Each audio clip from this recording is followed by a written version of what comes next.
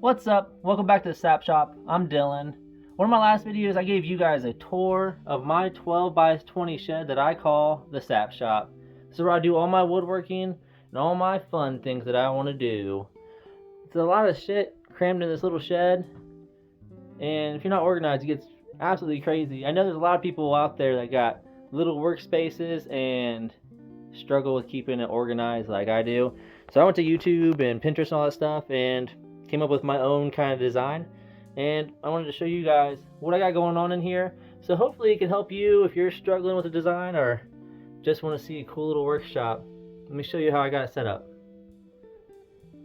So one of the biggest things that I had to figure out was my assembly table. Did I want it to be moving? Did I want it to be stationary? Should I have just a workspace right in the middle of my workshop and work around it? Or what should I freaking do? I had no idea. And then I was like, I don't need that big workspace, because I need a big workspace. I'm going to use right here, this open floor right here. I don't mind working on the ground. If you're older, you might want something that's a little bit higher up, but this is perfect. Little peninsula. Look at this.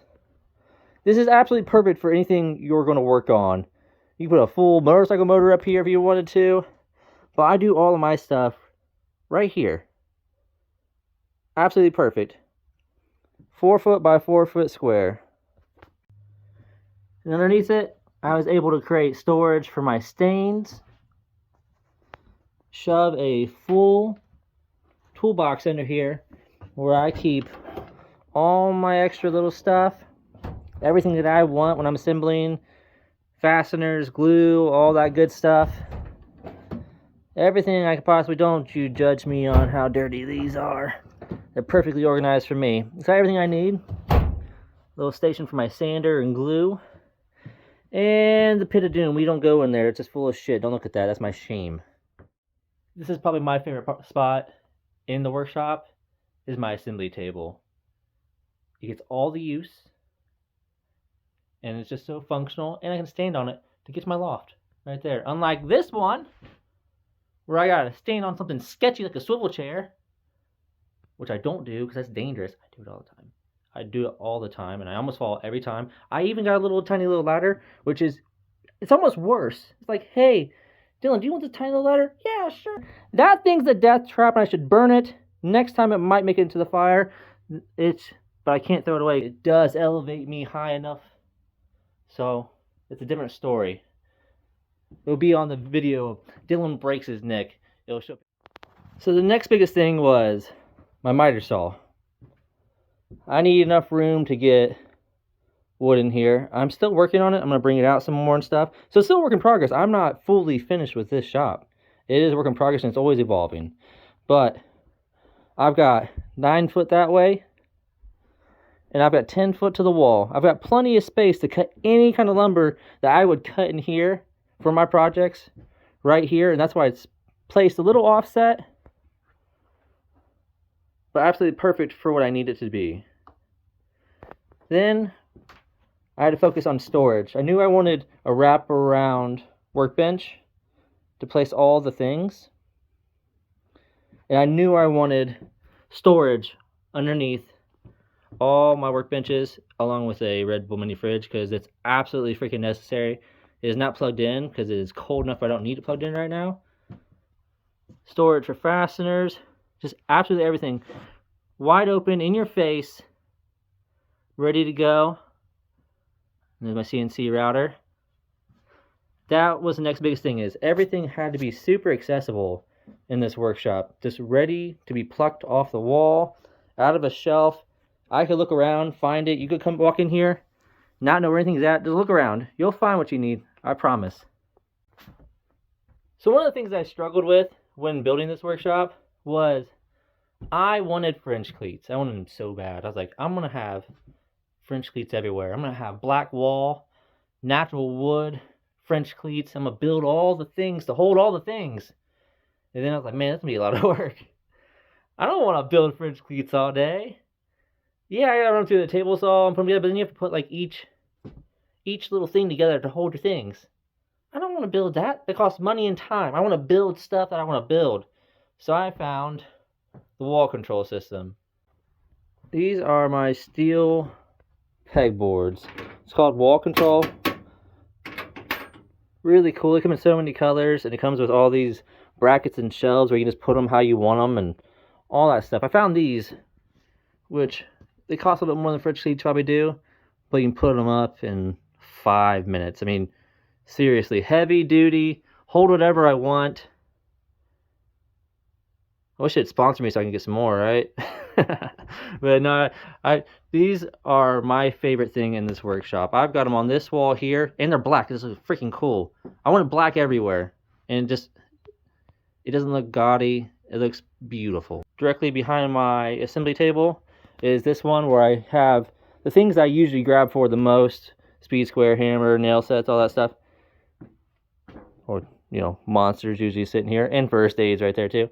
But this wall control, it comes in kits of 3 panels, or you can get more, with a bunch of different shelves and stuff, like $130. And you can split it up, do what I did, and it's my favorite. It's my favorite shelving in this workshop. It looks good, it functions awesome, and you don't have to use just their little like little hooks and stuff.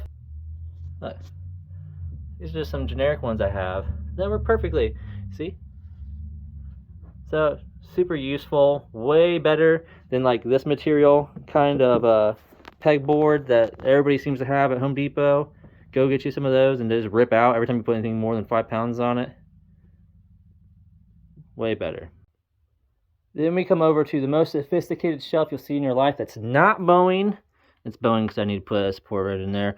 But look, I just got me 2 shelf hangers and a 2x6 that I just pulled the guard back on my circular saws and shoved in there, and it holds everything I possibly want right here. Beautiful. Told my drills, Amazon, 14 bucks. Got me a set of these metal drill hangers here. And since I'm basic, I also got me some Milwaukee packout wall plates, which they were pretty good. I can't complain. They're not as good, like, it's not as versatile as I thought it would be. Because, like, these are very particular with what you put on here and how it's oriented. I really wanted to put batteries all right here, but the M18, I don't know, it just didn't work the way I wanted it to. So I'm happy with it, but this crap probably cost just as much as all these panels here. All these panels. This is 2 kits. This is 2 kits of wall control right here. That stuff probably costs the same amount as these, so I'm probably not going to buy any more Milwaukee wall panel stuff until they get more, and until it really suits me. If I was going to do anything, I'd actually probably get rid of these, buy more of these. So, but that's just me. You do what you like. I've got the handmade and the purchased wall systems. You do what you like, or a mixture of all of them, which obviously works for me.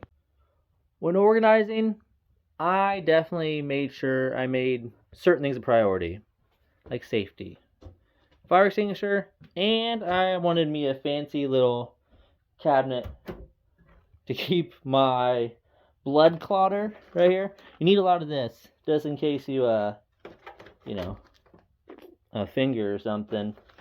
Got all the first aid. I got tourniquet in there, all the good stuff, just in case. We don't want that shit to happen. I got all my fingies. I don't want to lose none. I don't want a nub. My grandpa's got a nub. He pokes at you with it. I don't want a nub, okay? And then the most important organized tool of all in this whole workshop, plank. With a little holder. He has a little sprout. We won't talk about Plank's little predicament. Now, not everything is stationary in my workshop. I do have the DeWalt with a job site saw with the cart, so I set it up. It fits perfectly as a feed table right here. With just a little bit of effort, I can set it up, cut my stuff, goes right onto there. That was on purpose, that this was the same height as that, to give me a cutting feed table, whatever you want to call it. A surface for my wood that I just cut to go onto. That's what we're going to call it. And then I fold it back up.